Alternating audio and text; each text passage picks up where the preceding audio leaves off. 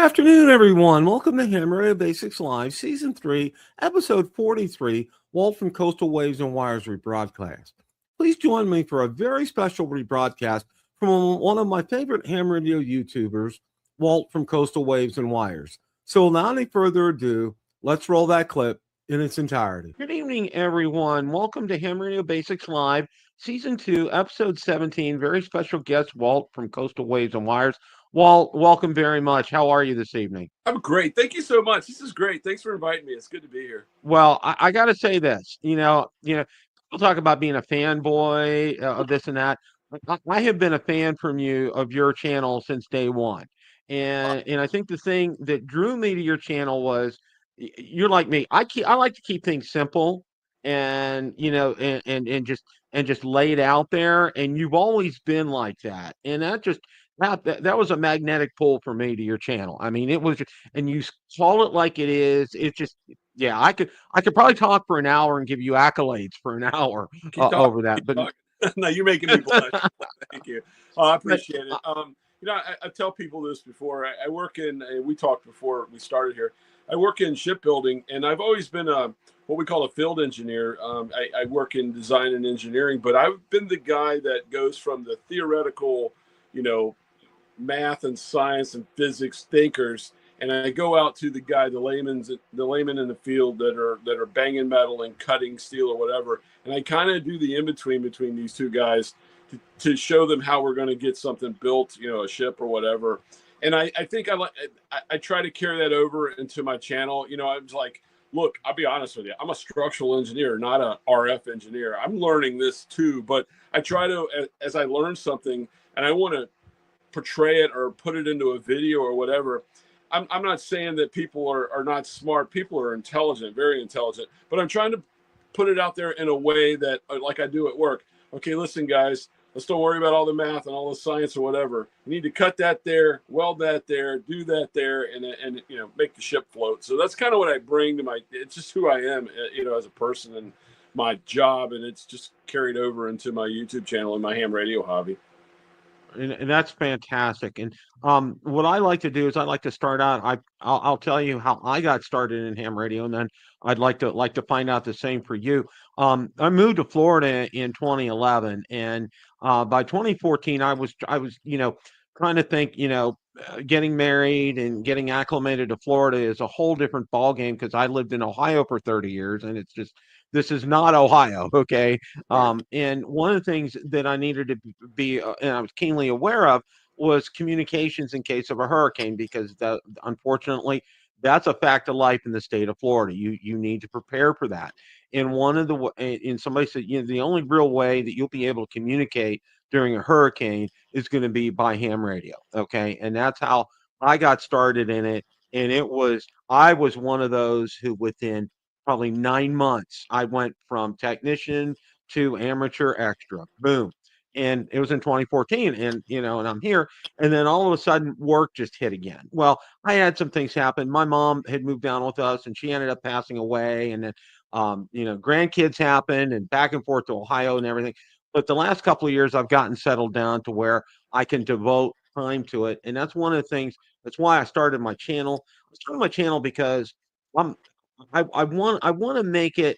I want to make this hobby fun for people, and I don't want to overcomplicate it. That's kind of been my goal. So, I just want to find out, how you got started with ham. We're very like-minded there. I started my venture into the radio hobby. I kind of go beyond ham radio when I talk radio. My number one love.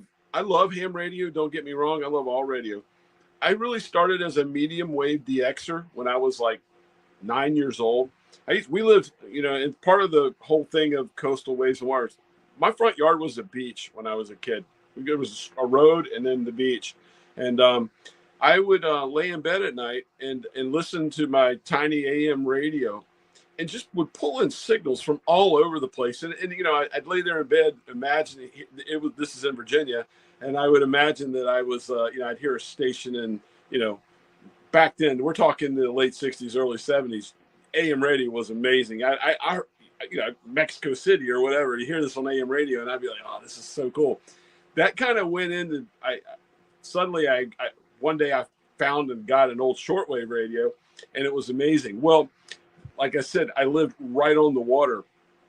My grandparents were farmers and lived well inland, and I'd go there and spend summers with them, and I'd notice, still listen, back AM radio was great. This is in North Carolina now. My grandfather and I used to sit out on the back porch on Saturday nights and listen to WSM out of Nashville, the Grand Ole Opry, and it was just, I was just in love with AM radio. But what I noticed when I get back to home in Virginia, right on the water, the signals would boost up, and that kind of, I've known for a long time that, okay, there's something magical about being next to salt water. Well, shortwave, AM radio, shortwave radio, now we're talking like 71, 72. I'm old. I'm 62 years old. But I started studying for my novice back then and learning code. And we're talking getting close to the mid-70s now. And then if you see right there, then CB craze kicked in like crazy. If you remember, everybody had a CB. Yeah. And I got really, really heavily into CB and just got into it. Been an 11 meter CB guy for a very, very long time. I cannot confirm or deny that I've kind of bent the rules a little bit with that, but hey, it was CB, and that's what we did. And was really into that. Meanwhile, got married very young. I was in my early 20s. I went to Old Dominion University and then went to a shipyard apprenticeship, and I was working. We had a child, and so I really just lost the whole ham radio thing.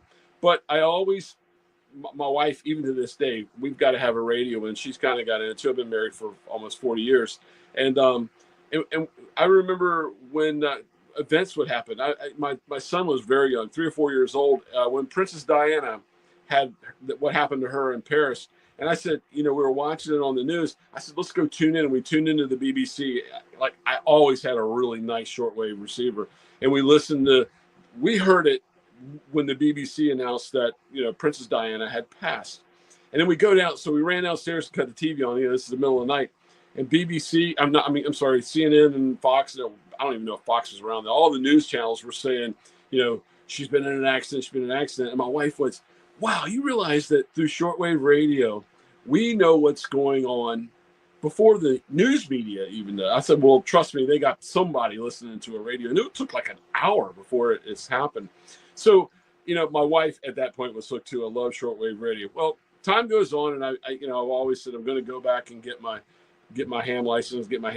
And then right at COVID, okay, that's it. I'm doing it. And I just went, 2019, I sat and got my tech and general together. And I was a general for like 2 years. Matter of fact, when I first started going to Poland, the first trip or two, I was a general. Then I went ahead and got the extra. So I have not been a ham that long, but I have been building antennas and playing with radios, specifically 11 meter band radios, and listening to shortwave radios, medium wave radio, all that. It's just been a major interest of mine for a very, very long time, and that's how I'm here now.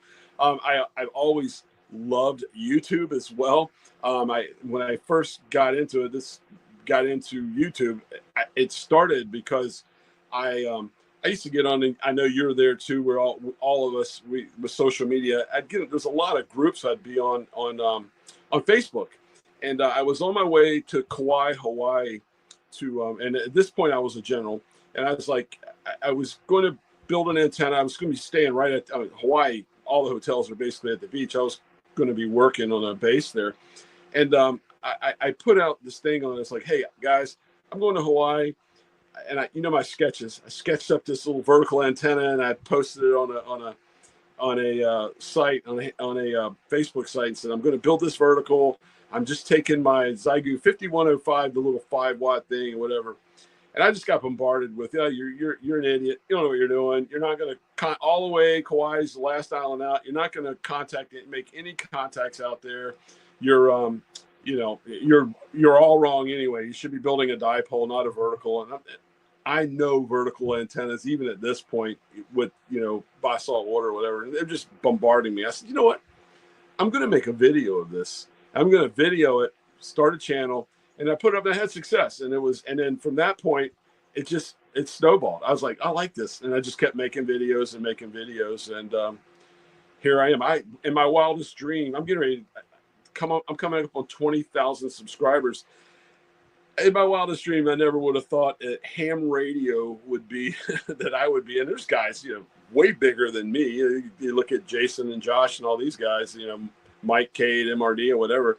These guys are really rolling, and I would have never thought it. And I try to be true to myself and my hobby too, and to people that I really appreciate, people that subscribe to my channel so much, because I just got back from Dayton, and people, I'm not going to say who. There's a couple different YouTubers pulled me aside and kind of gave me the gears, gave me a hard time, where I've kind of ragged on them for showing so many products and not, and that's not my thing. I said I'm not going to be bought or whatever, and they kind of really gave me a hard time about it. And I'm sorry. I mean, I didn't mean anything against them. I just who I am and what the channel is to me. Yeah, I mean, I just did a review on that dually antenna. That's a one-off, one guy who's building stuff and selling them on Etsy. I like supporting guys like that. If he sent me something and it worked, I did it. I did for a while. Chameleon was really hitting me hard, and I did a few videos on them. And that was kind of when the point. I liked it. Their stuff is great. Their stuff is expensive. And I was sitting there thinking, morally, I'm trying to get these people into the hobby. And right off the bat, I feel like I was trying to take money from them. Nothing is Chameleon antenna. I still use the stuff they gave me. I love it. It was great stuff. But I made a decision right then. I wasn't going to be a guy that was trying to take hardworking people's money from them, and not even just so I could get something for free. And so that's who I am, and what the channel's all about. And I'm not saying, listen, if Zygu sends me the 6200 for free, I'm taking it. You know what I mean? It's like, and I'm not saying I wouldn't, but that's kind of what I am and what I'm trying to be as a ham YouTuber. I love YouTube, and I'll be honest with you, my favorite YouTubers aren't ham guys. There's so many YouTube channels that I watch. I'm a Jeep guy. I watch Jeep. I'm a boat building, sailing guy. I got guys that do that I just enjoy, and I kind of learn from them as well when I watch them. I try to okay, I want to do my channel something similar to that. So that's me. Well, and it's real interesting because I'm on a similar track myself. I actually got started in YouTube back in 2017. I have a drone channel. It's called Bill the Drone Reviewer, and on my wildest dreams, I didn't imagine that taking on. I'm like pushing 15,000 subscribers. That thing has exploded. I mean, a lot more than I ever thought it would. Tuesday nights, I have one of the most popular shows on every Tuesday night at 8 o'clock Eastern. I had the CEO of Anzu Robotics on last night. Cool. It's another drone company. He started out with DJI and just finding out what they're doing. It just, and that's kind of how I got started on the whole YouTube thing. And I wanted to kind of carry over my whole gist with my drone channel was, I want to keep it simple and I want to make things presentable, because a lot of guys will do 20-minute, 30-minute videos. And I know I've read study after study is, after 5 minutes or so, people are going to lose interest real quick. Okay. So you need to kind of boom, boom, boom. And that's what I do with almost all my videos is they're about 10 minutes or less, because, the more I talk, and if it's more than 10, 15 minutes, I'm going to split it up. I'm going to put a part 2 out there because I want to keep people's interest. Okay.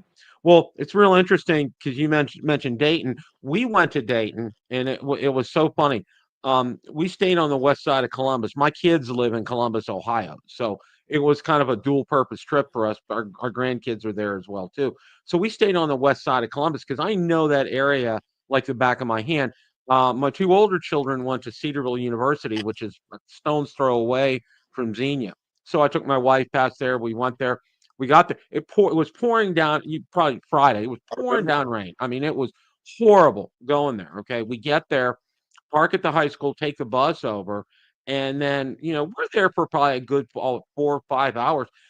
I only ran, and I couldn't believe it. I only ran into one YouTuber the whole time I was there, Frank from Tank Radio. I didn't see anybody else, and my eyes were out and looking and engaging with people. Well, in fact, the only other person that I saw was Ray Novak from ICOM. I didn't see anybody else that I recognized, but it was so. and I'm comparing it to Hamcation because I've been to Hamcation a couple of times, and I saw everybody there. I saw all the YouTubers there, but I'm going there to Hamvention, and I'm like, I didn't see anybody there. That's We wild. still had a good time. I saw everybody pretty much, but I knew like Mike, KDMRD and guys like that. I knew where they were going to be. We talked beforehand, you know what I mean. So that's kind of how I knew where, we're going to be in a camper. We're going to be back over here. Come see us or whatever. So I kind of knew where those guys would be at. I learned a lesson though. So many people. You're one of the people that I wanted to see there that I didn't. I think next year, if I do go to Dayton next year, I got to see schedule wise if that will happen. If I do, I think I'm gonna put it out there and have like maybe everybody have like a meet and greet at one spot. You know what I mean? Just get it out there way ahead of time.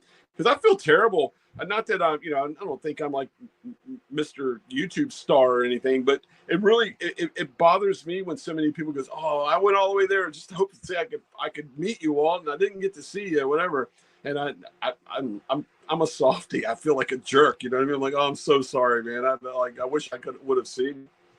No, I know what you're saying, and I think a couple of things for me. I think we're going to stay in the Dayton Xenia area next time instead of Columbus. And I do know they have that what do they call it? 4 days in May or something. Right. That I think it's like on Thursday night where a bunch of the YouTubers were there, and I saw that. I saw Mike K at MRD, and a lot of the guys were there for that. And I told my wife, I said, let's go. We're going to go a little early. We're going to do that. Go there a little earlier and catch that because I think that'd be a good chance to connect with some people. Like I said, I connected with everybody over in Orlando, which was, I mean, it's just we'll see. And the whole scale with Orlando is okay. It's really only basically two buildings in Orlando, okay, because Right. all the vendors are real. I don't know if you've been there or not. Not I yet. mean, I think I'm going this year. I really want to. yeah, most of the vendors are in one building. So, I mean, it's like you're going to see everybody there and it's, super packed, super crowded in here. But, with Dayton, it's just like super spread out. I mean, it's, you're all over the place. And the other thing I was telling my wife that amazed me was the people standing in line at the food trucks. I'm like, okay, you know what? It smells great, probably is great, but you know what? I didn't come here to stand in line at food trucks. I Okay. wanted one of those legendary pork chop sandwiches, but I never got one because I wasn't going to wait. Oh, I know. I talked to Mike from he lives up in New York. He's a good friend of mine. I've had him on the channel before, and he said, yeah, he had one of those, and he said it was worth it. He said it was good. So, kind of getting back to some things about that. I mean, it's always I had a good takeaway from that. It was a good time, and what was so funny, and this just kind of blew me away.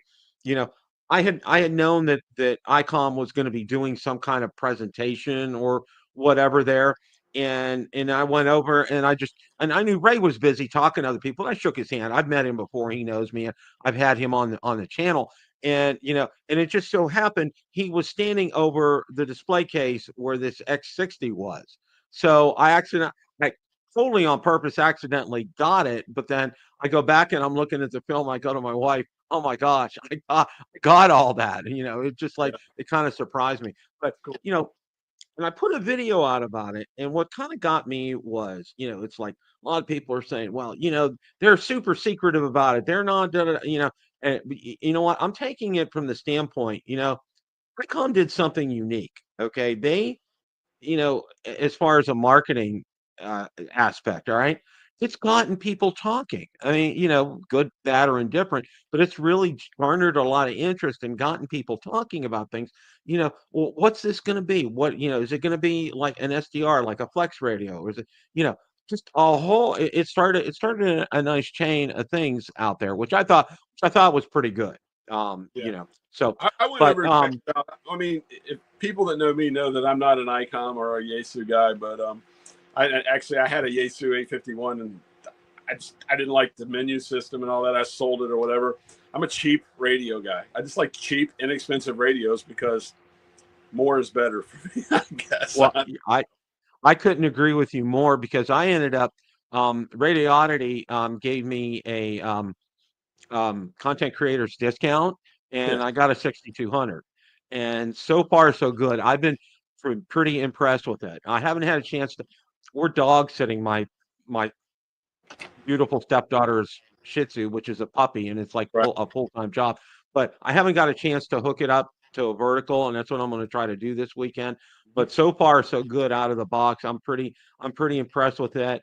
The only thing that kind of frustrates me is, I really wish they would have done something with a touch menu system, because you got to push those buttons, and then you got to turn the outer knob to go ahead and go around in the menu and stuff. And it's a little cumbersome with that, but all in all, I'm pretty impressed with it so far. So I'm I crossing my fingers. have a love-hate relationship with Radioddity. I actually went through.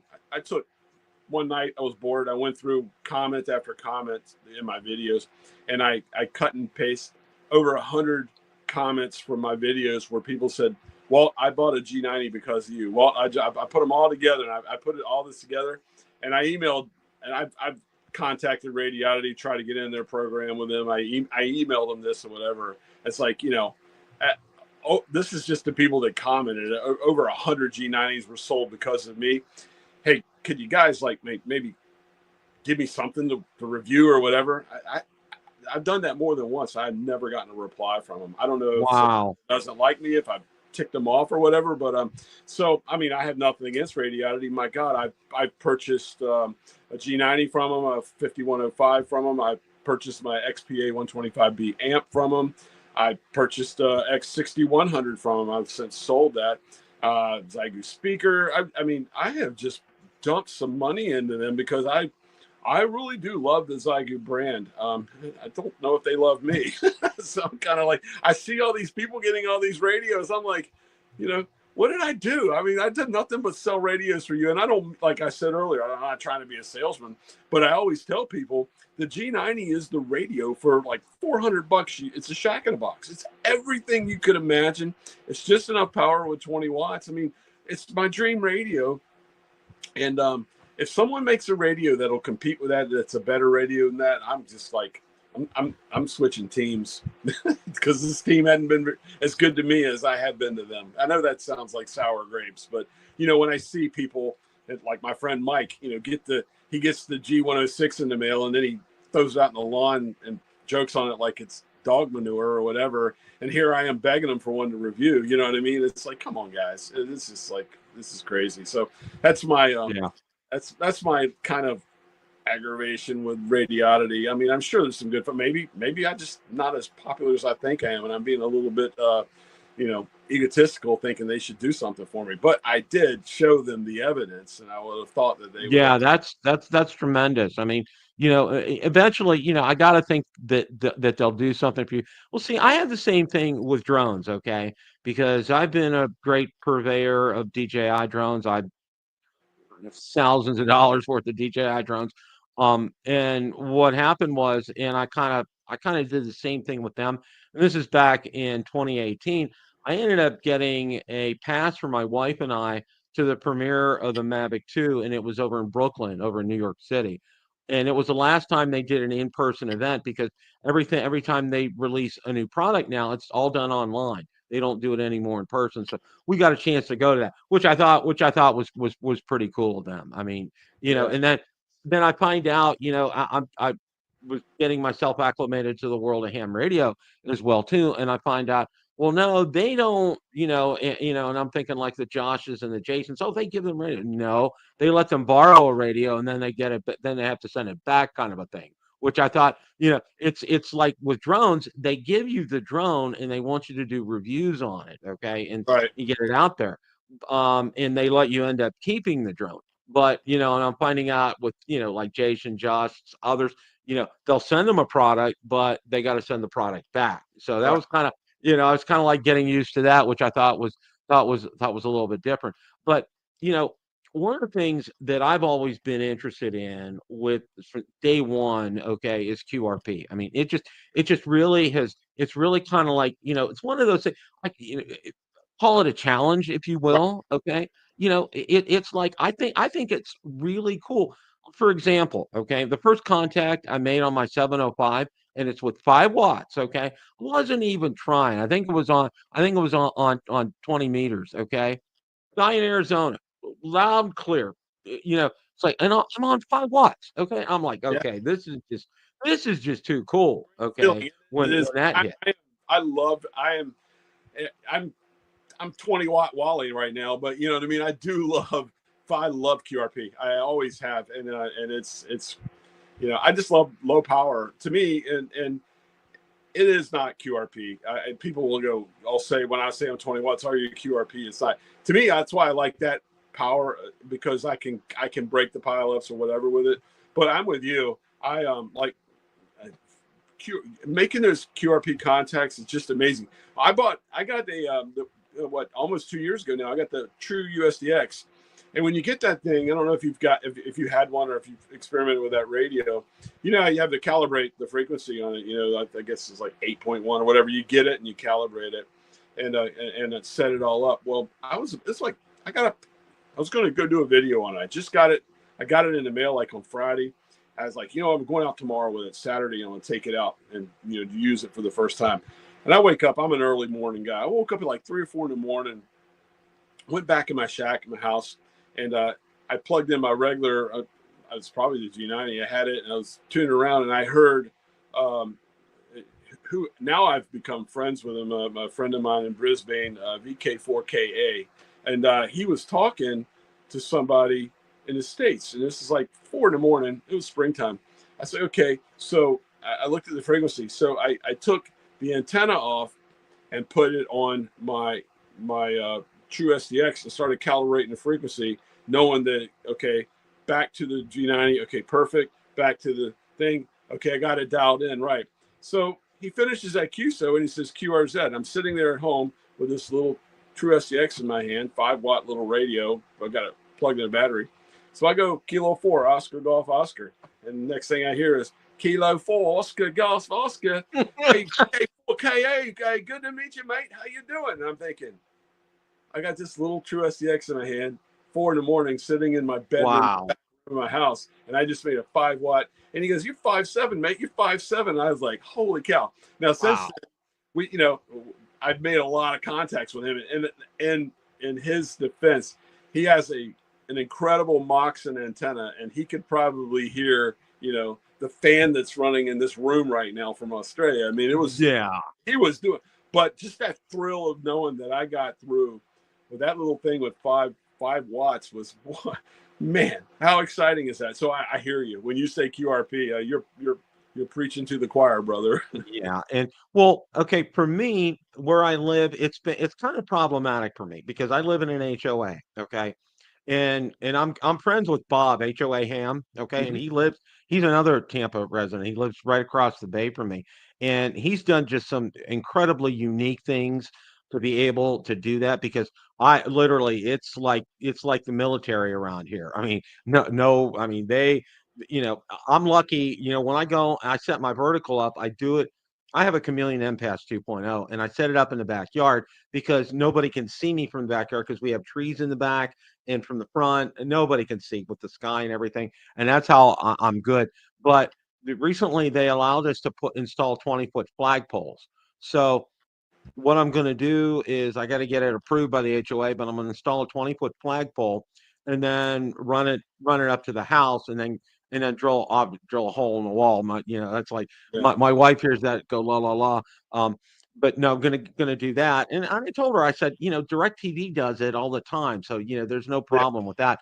My only concern that I have is we don't pay. We have our lawn maintenance is taken care of for us, but there's sprinklers that run throughout the grass. So I got to be careful with running the coax from the flagpole to the house. So that's been it's kind of been a sticking point because somebody said, you're going to have to go underneath. Somebody said you can just do it on top and everything, and I got to take a look and see because I don't know how far down that is. Because if it's not too far down, I'm going to have to go underneath. But if it is kind of far down, I can probably just go on top.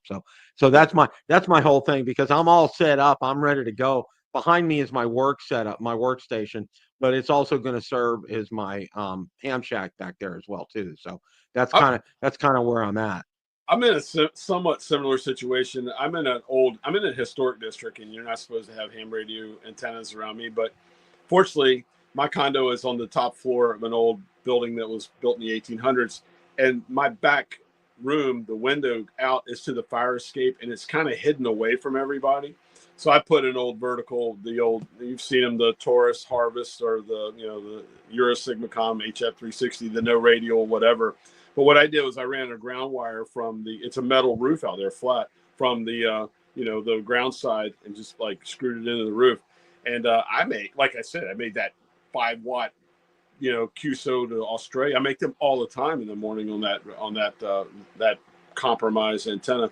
But I'm lucky. But every day I'm just waiting, and it's been up there now 3 or 4 years. I cringe. I was like, sooner or later someone's going to go, hey, what's that? You know, it's like, you know, it happens. It happens. Yeah, you know, and that's one of the things for me. It's like I'm okay with doing what I'm doing right now, but one of the things that's really kind of been a challenge for me is trying to do POTA down here in Florida, because our state parks, there's two things that you have to contend with in the state of Florida. One of them is called alligators, the other one is called snakes when you go to state parks. It's Yep. just a fact of life. And the nearest state park to me, see, I don't have one that's close enough to me, so it would be kind of a distance for me. So I'm kind of like, that's why I haven't. It's not that I don't want to do POTA. It's just, that's my whole thing. I mean, I'll talk to guys at parks. I'll do that all day long, but I haven't been able to do that. So I'm kind of trying to figure out a way to go ahead and do that. I may do that from.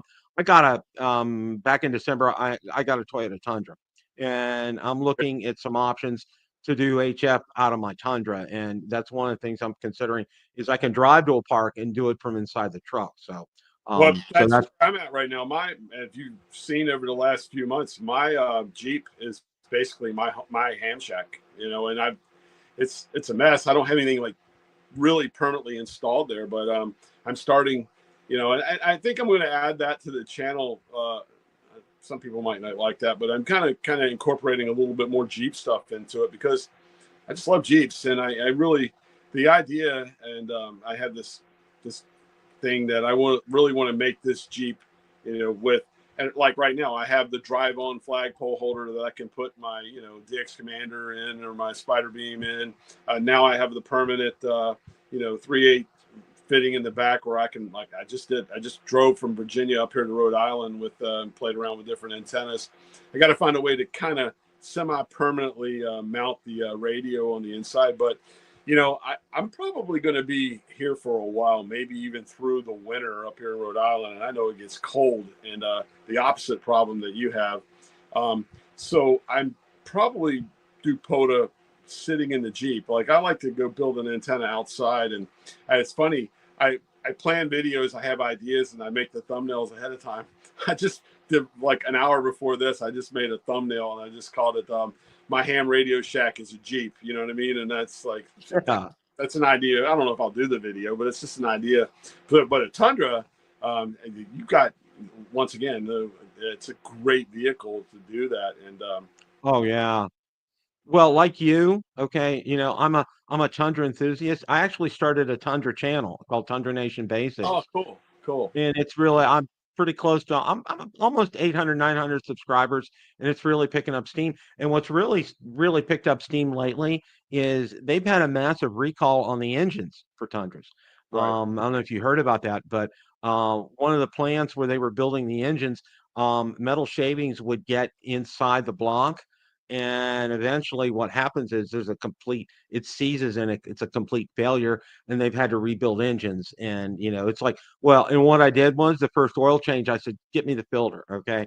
And what I did was when I got home, I dumped the filter out, and Yeah. I let it drain into a cup, and I took a look, and I looked, and I didn't see any metal shavings. But I found out through the dealership, there's a company that you can send, and they need, I think, 3 or 4 ounces of oil, and they can do a complete analysis on the oil in your vehicle. So I'm going to do that next round. And what I did was I did this at a 5,000 mile service because Toyota recommends a 10,000, and I did it at 5,000 just because that's one of the things that I wanted to do, and I want to stay on top of it. And the other saving grace that I did, and this was totally by accident, couldn't find. I was looking specifically. I wanted to get a red Tundra Limited 4x4, And it's like they were still at the time back last year. It was still trying to pull teeth, trying to find it. But I told him, I said, okay, let's add this in the mix and see if it helps. Let's go and take a look and see if you have a hybrid. I did that. I had it within in like 3 or 4 weeks. For Well, some reason, they had more hybrids available than non-hybrids. And it's so funny because, I'm down in Florida and, I wanted to get a 4x4. I did not want just a rear wheel drive only. Okay. I wanted to have a 4x4 with this down here. And everybody asked me, what do you want a 4x4 in Florida? And I said, well, you know what? Understand when you live down in the state of Florida, you have these things called torrential rainstorms. Okay. And you need to have a 4x4 down here. Okay. It's not kind of not optional. Okay. And that's something I've always had down here in the state of Florida, whatever vehicle I've had, because it's just, you need it. I mean, it's just because you get that rain and sometimes, it's more than just a couple of inches and you need that power with that truck. So, but that's for my channel. And what's real interesting, and one of the things that I found out, Walt, is I have some of the guys in the chat follow me on my drone channel, and I have some guys here follow me from my ham radio channel, follow me on the drone channel as well, which I thought it's kind of a neat that is crossover. I've great. kind of That's a good kind of crossover. had that. I like that. And there's some really good people, and and that's one of the things I've tried to stay out of the fray. And I know you mentioned, you know, if somebody said, like, for example, on my drone channel, okay, I get offers to review things all the time, but they're not drones. They're selling me heating pads and Yep. stools and Yeah. just other Well, stuff. And I'm like, I get those all the time. I mean, I'm yeah, out here, yeah. guys. That's not what my channel's about. So, but anyway, Hey, while I'm thinking about it, you mentioned something. I used to own a Porsche, and the Porsche I owned had the intermittent. It was called the IMS bearing, and it would fail. And similar to what you're talking about with the Tundra. What I did, and what was one of the general things for us Porsche owners did, was get a magnetic um, oil pan plug. And then when you change the oil, if you pull that off, if there was shavings in that, you would see them. They would stick because of the magnetic drain pan plug would do that. I don't know if the Tundras or if you could get those, but that's yeah, I always that's did a it. great point. Yeah. Yeah, I'm going to talk to them next time about it. Well, it was when I had mine in, you know, I had to wait 6 months to get a second key fob. It was ridiculous. I was out on the forums and I kept asking people, I'm like, okay, guys, it's been 6 months. I still don't have my, I paid $70,000 for a truck and I don't have a second key fob. Yeah. But finally, I called Toyota up and they finally said, you're in queue. You'll get one before the end of the month. Sure enough, I got it notified via the app it was in. And while I had mine in for service, they went ahead and they programmed it. So I got a second key fob because my wife has been beating my eardrum. I want my key for your truck. So it's like, okay, you got it now. But that all went well. One of the things for me as well too, and when I got started out, did a lot of basic videos and I did things like on ARRL. And I wanted to do some things, when people would come to the channel to answer a lot of questions because people will ask, what are the three categories of licenses? How do I go about getting them? And everything, and that's one of the things I did. I spent a good month or so putting some videos together and getting them out there to kind of like set a level playing field so people could have a place to go and explain it in English to them and not explain Right. it at 100,000 foot level. Meet them right where they're at, and I'll tell those are you, the the first time I saw you, the thing that attracted me was the name of your channel. Ham Radio Basics is just a great name. I like it, and I think you hit a home run ball there when you named the channel. Thank you, Walt. Who's really helped me a lot has been Jason because I've behind the scenes, he has been absolutely fantastic with me. He helped me find a time slot to do because I don't want to step on other people's toes because Yeah. that there's other time slots. So that's why I'm on, and it's actually this works really well, this time slot for me. He's been fantastic. From also from even stupid things like helping me get T-shirts and other knickknacks for the channel. He's been really good and very helpful And I really appreciate all that he's done. Josh has been helpful as well too. I've asked him a lot of questions. He's been very helpful. 'Cause I wanted to get, I want to get out there and make sure, I want to get the message out there because, we're it. We're the front line out there for ham radio right now. Irrespective of. Everybody goes straight to YouTube when they're getting into something new. I do it. You do it. Mhm. That's It's not ARR. We're the new ARRL. Okay, we are it. Okay, and that's why people come out to us, and they come out to us to get facts and to get information and to find out and to do things simply and straightforward. And it's like, well, I'll watch your videos. I'll watch Michael Martin's videos on antennas, which he does a fantastic job on. It just I learned so much. Mike K at MRD, Smoking Ape. These guys, Steve, temporarily offline. You know, just they get into the nitty gritty and they explain a lot. They go down to the granular level, which is fantastic, and that is great. And they've been there for me, and they've helped answer questions for me as well too. So it's kind of like a partnership. That's how yeah. I look at this. It's a community, like I say. It's just a great Hmm. community. It really is. And like any community, there's guys that are really good, and there's bad guys and everything else. It is what it is. But it's a great community. I'm so proud to be a part of it, and I love it. And I just like my thing that really bothers me is time. I work 9-10 hours a day, and then I try to. All right, I got a little bit of time. What am I going to do? Am I going to go play radio and put up and film a video and do this? Or am I going to go sit and answer this whole week? I haven't replied to any replies on my videos or whatever.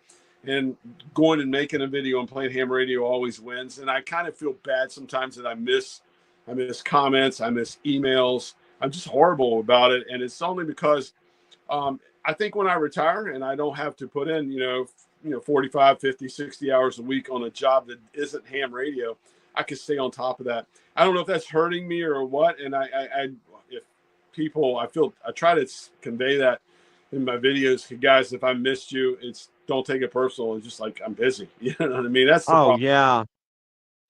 I'm 100% with you, Walt, because it's like I'm running 3 channels, and I'm trying to crank out at least a video a week per channel. Well, with the drone channel, it's easily 2 because and with this channel, it's easily 2 because of my live streams that I do. But answering a lot of these comments, and that's one of the things I wanted to do was because I saw and I got and this is he was a video photographer and who was doing drones, and I commented on several of his videos and I never got responses. And he's pretty big, but it's like it really kind of took me aback. And I said, you know what? That's where I made a commitment to make sure, at least one day a week, maybe a Saturday or a Sunday, set aside a couple hours, and all I do is I answer comments during that time. That's worked pretty well for me because during the week, I'm like you, I work in IT, I work for public supermarkets, and, it's 55, 60 hours a week. I mean, it's like pedal to the metal, 9 to 5 You kind work of deal. for Publix? Yeah, Publix. Oh, you guys have the best subs in the world. Oh my gosh, tell me about it. It's like, I'm Publix. my wife was telling me, before we got married, she's a native Floridian. She says, you've never had a sub until you've had one at Publix. And I was like, whatever. I'm like, I've had subs. And I'm like, I come here, I'm like, oh my gosh, you were We so right. I mean, it's just like, wow. we Well, have Publix Publix, banks now too. That's like, I love it. They're like right there well, on the other. Publix is now up. They've gone up into Virginia and Yeah, they're opening stores in Kentucky now. yeah. I mean, it's just, well, the original, the owner, George Jenkins, he didn't want to go beyond the state of Florida. And that really kind of floored me. I'm like, oh my gosh. I mean, they're all up and down the East Right. Coast. I mean, it's just, yeah, and they, you know what, they do it right. There, if you've never had a Publix sub, you're missing it. It's the best. I don't know Oh, what yeah. they must sprinkle some magic dust in them things when they make them. I- They're so good. Well, I think one of the things is, and I found this out because we have to take a tour, the actual behind the scenes store tour.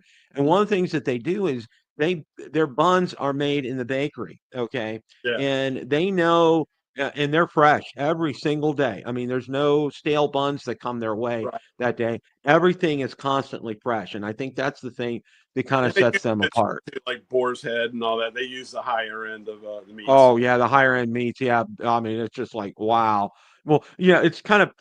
I work from home 3 days a week, Mhm. so I can, and I have a Publix that's stone's throw away. A lot of times I'll go down. My wife said, "What'd you have for lunch?" And I would just, Pub sub. kind of guess run down and get a sub kind of a thing. Yeah, So, but yeah, yeah, it's kind of. But I got to say this: as far as the company is concerned, yeah. I've never worked for a better organization in my life, and I've worked for several Fortune 100 companies, and they don't hold a candle the way Publix treats their employees. They just That's good to know. Publix just they really above and beyond. And I'm going to be really proud to retire and kind of sad because I really like my crew that I work with. But when it comes time, it's in the rearview mirror. You know, see you guys later. It's I'm I not hear gonna you. I'm not gonna hang my hat too much on that. But one of the things for me with ham radio, and somebody said, when I first got started, was go to try to find a local club. Go get hooked up with a local club. You need to get hooked up with a local. And it was like beating my drum, beating it down. So there was one here local to me, very close to me, but I ended up finding out I'm going to be 66 next month. I would have been the youngest person in that club. Okay. That's my first club. I was the youngest person at in my And, back then. I was in my but late I 50s. ended up finding another one on the other side of town where I'm right in the mix, okay, and I like that, and they're trying to get younger people back in, which I think is fantastic, and they're doing things to do that, I've which done is the same great. thing. The club I'm in is the Chesapeake Amateur Radio Service, Cars, in Chesapeake, Virginia, and I love my club. I really do. It's great.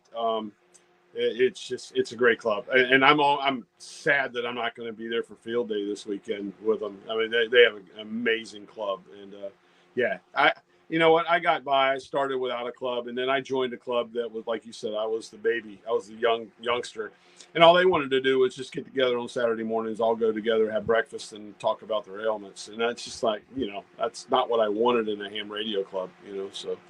I hope none of them are watching. I'm sorry, guys. I'm just being Well, no, I know exactly what you're saying because that's one of the things, for me, a ham radio club should be an extension. I look at it as an extension of YouTube. All right. yeah. Hey, I need some help installing this antenna. I'm gonna be putting this in. I need a couple of hands to come out and help me with this. Can you guys come out? That kind of thing. That's what I look at a club as a club to do. Okay.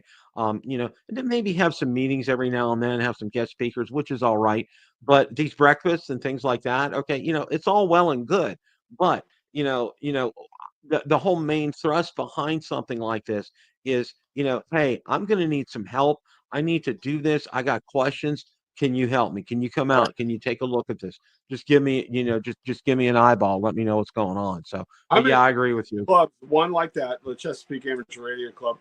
The other one I'm in is the other way around. It's what we can do for our club, and that is I'm in the USS Wisconsin, the Battleship Club, and we maintain radio and do our thing with the USS Wisconsin, which is a museum ship there in Norfolk, across the river from where I can look out my living room window and see the ship. That's how close I live to it, and it means a lot to me. It really does, because to me, that, having been involved with the U.S. Navy, the Canadian Navy, awesome Navy, a bunch of navies in my career or whatever, in shipbuilding and engineering, that to have that, that historic ship right there with a radio room and everything that's going on with it, to be able to help preserve the history of it and whatever, and be a member of that club. I take great pride in that. And I tell you, working a museum ships on the air event is just absolutely amazing. It is just a great Okay. feeling. So if you're ever,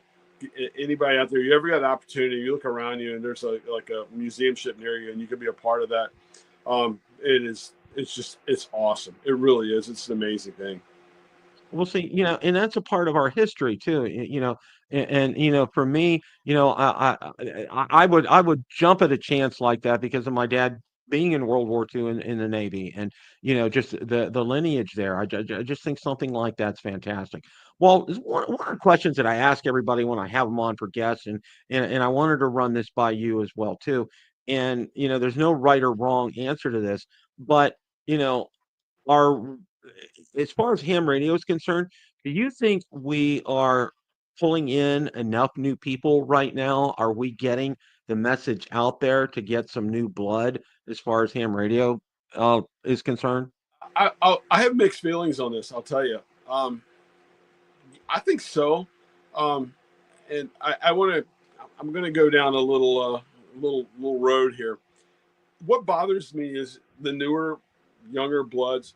It's a good thing that they're in it, but they all want. It seems to me like FT8 and that side of it, which needs to happen. It really does. I'm old school. I'm an HF guy with voice and attempting CW, whatever. My worries are that we're not, that part of the hobby may start tapering down, and digital modes and all that may take over. And I know I sound like an old, grumpy old man. I think it's good that there's room in this hobby for every mode, everything we're doing or whatever. So, but to answer your question is, I think we're bringing in newer people. My worries are the newer people, do they have the nostalgia and the and the history in mind of what ham radio is, and to keep it going. I mean, to me, ham radio goes all the way back, like I said when we first started talking, listening to AM radio signals and shortwave radio and the voice over the air or whatever. It just means a lot to me. And yeah, so to answer that question, yes. I hope the people coming in don't forget us old guys and how we did it. And this goes right back. I've had videos out about grumpy gatekeepers or whatever. I don't want to be a gate. I'm trying not to sound like a gatekeeper. Yeah, I think we're doing okay. I just hope that these newer people coming in appreciate the history of ham radio and how we got here. Well, one of the things that really impressed me was I had the CEO on of Ham Radio Prep, and I couldn't say enough about him. He's in his 30s, Mm-hmm. and just extremely gung ho about it. Ran into him at Hamcation and Professor Jim, and what they do. And, I just, they do what they so well. And so many people have become hams because of them and have gotten their licenses because of them. And I think, and I told him, I said, when I saw them, keep your foot on a gas pedal. Don't let up 1 second on this. You guys have really hit something on this, and I think it's fantastic what you're doing. And what I've done each year, every December I give away some swag and everything.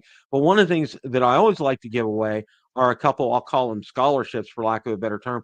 Um, you know, um, with Ham Radio Prep, I think it's like 50 or 60 bucks where you can take all the classes and pass them.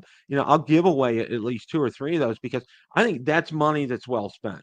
Because I think if somebody's going to go ahead and take that, they're going to go ahead and it's really kind of foolproof. And that's why I'm trying to get my wife into getting her tech. And I think maybe I might be able to do that with this because she got to meet them as well, and they're wonderful. I had him on for a show. He was fantastic, and he just has a great attitude about things. And I really like where they're going with that, and I think people like that are the future. And I gotta. You talk about your wife though. Don't.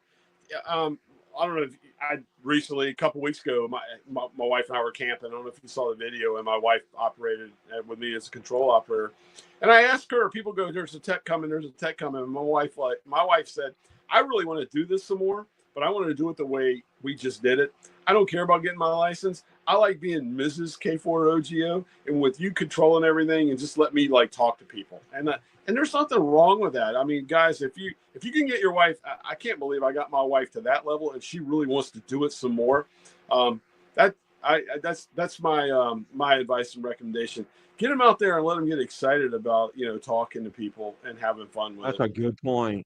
That really is. I mean, and that's the thing. You get people excited. It's like, having Boy Scouts in and having them and getting them engaged and getting them excited. And it's like, yeah, they're going to take off. And it's the same kind of thing here. So that's fantastic. That's a great tool and a great resource. It's Um, really cool. And my wife's always been into my radio side from the listening side. I mean, we always joke every Saturday we'll look at each other. You know what tonight is, and my wife will go, "It's Art Bell Somewhere in Time night," because we listen to that on Saturday nights on the on AM or shortwave radio. So so to get her involved and actually pushing the key or whatever and talking, that was a fun time for me. And like I said, she says, I don't want to take the test. I don't want to study for it or whatever. Why do I need that? I got you.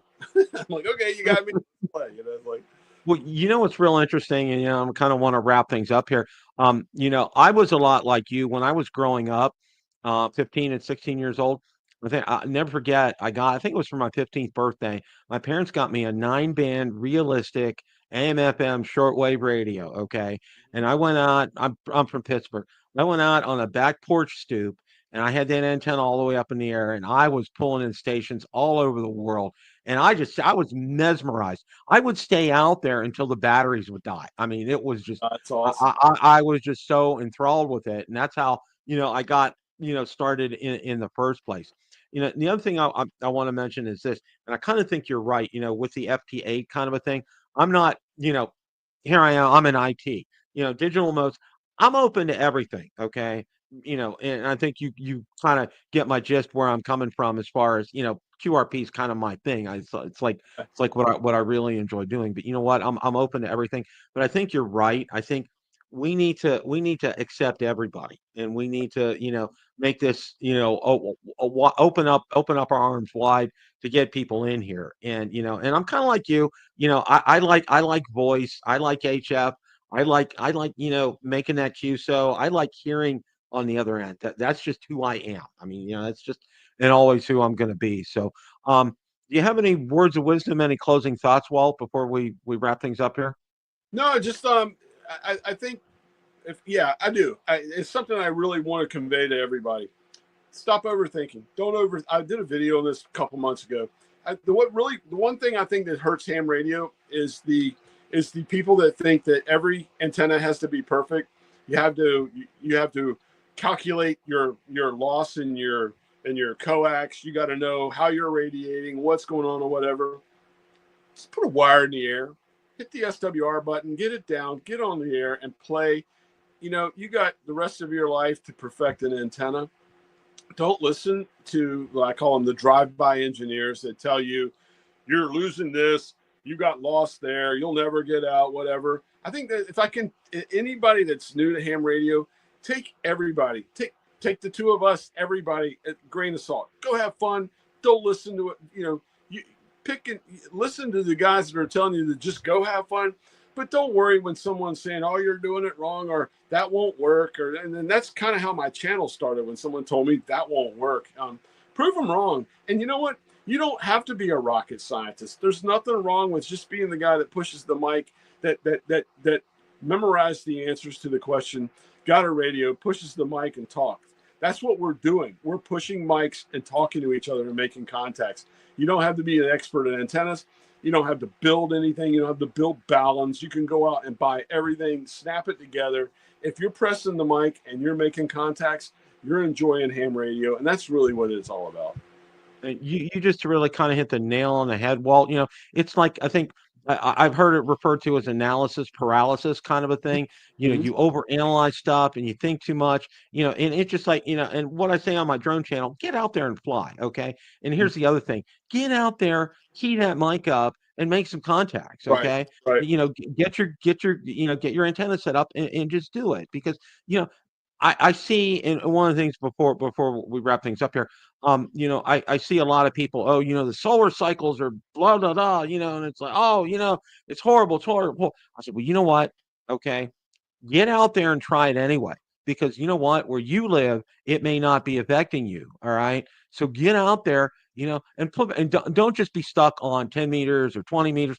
Go around, take a look and see, because stranger things have happened, because, some bands, oh, that's only a daylight band. That's all. Oh, you know what? Try, just be creative and just go out there and do that. Well, I can't thank you enough for coming on tonight. Like I said, you're one of the guys. I love your videos.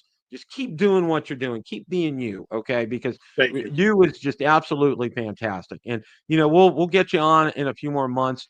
Stick around, while we wrap things up here. But I want to thank everybody for stopping by tonight. We had a wonderful crew out there tonight, just absolutely wonderful. You guys did great in the chat tonight. Fantastic. Really appreciate that. Look forward to, I got a 62. I'm working on getting my 6200 hooked up to my vertical and getting out there and making some QSO. So I'm really excited about that. So look forward to all that. Guys, as always, it's a great day to make a QSO. 7 threes, everybody.